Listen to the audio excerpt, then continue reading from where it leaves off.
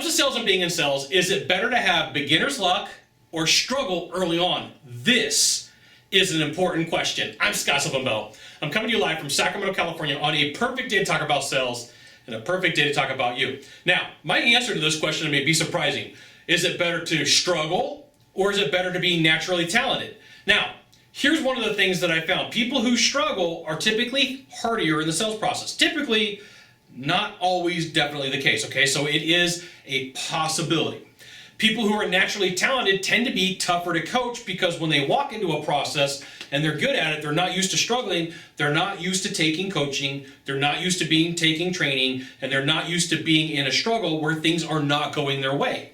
And so when I've worked with salespeople, I found that of the two, the person that I would rather work with is a person who's going to stick it out and stay in the game longer than someone who's going to be like, well, things aren't working for me, peace out, I'm gone, okay? And that's typically what happens. The naturally talented person doesn't always have the skills to stick in the game. When I got into sales in the early 2000s, I was horrible. I was the 10th worst salesperson on the planet. I could not keep my job as an insurance salesman because I lost my butt. I couldn't make the money. I couldn't close deals. I was not a closer.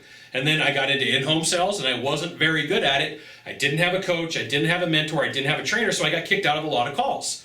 But you know, here's the thing, I stuck through so many deals, I stuck through so many presentations, I learned how to close deals. I learned sales skills, sales strategies, sales tactics, I understood and learned what sales sabotage was. All these things came from me not being good at what I did, but the naturally talented person, they're like, this isn't for me, I'm out.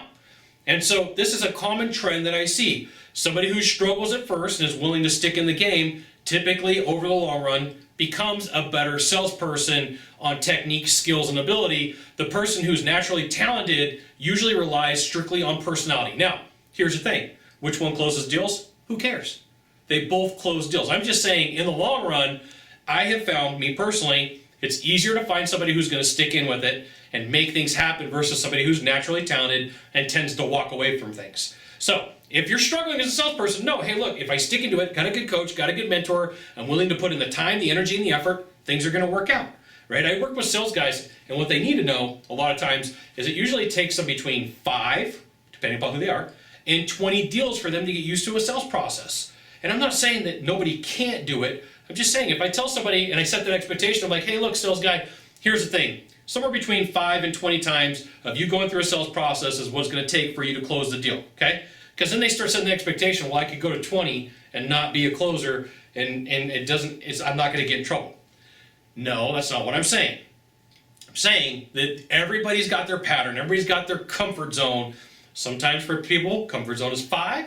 Sometimes for comfort zone for people is 20. You just got to be able to stick in the game and have the conversation and make things happen. Which way does it work? I'm going to tell you. If I had to choose between somebody who was naturally talented and they closed a bunch of deals in the beginning and then struggled and they didn't want coaching, they didn't want training, I don't want to help that person. I'll help them. It's just not my favorite person to help, just so you know. The other person is somebody who's struggling and goes out there and makes things happen and lives through it and goes over and over and over again and is willing to get their teeth kicked in, for lack of better terms.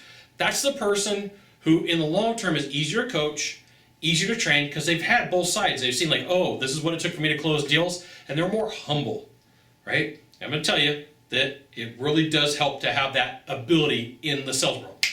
You got one thing to do from here, just one thing. Find the subscribe button, click on it, and every time I send out a video, you'll get an update that says Scott Bell Consultant sent out a fantastic video. Oh, here's the thing. You don't agree with me? Leave a comment in the box below. I'll get back to you. I'm not afraid. You can't scare me. Right? Internet, right? Just type a message. I'll get back to you. Aloha.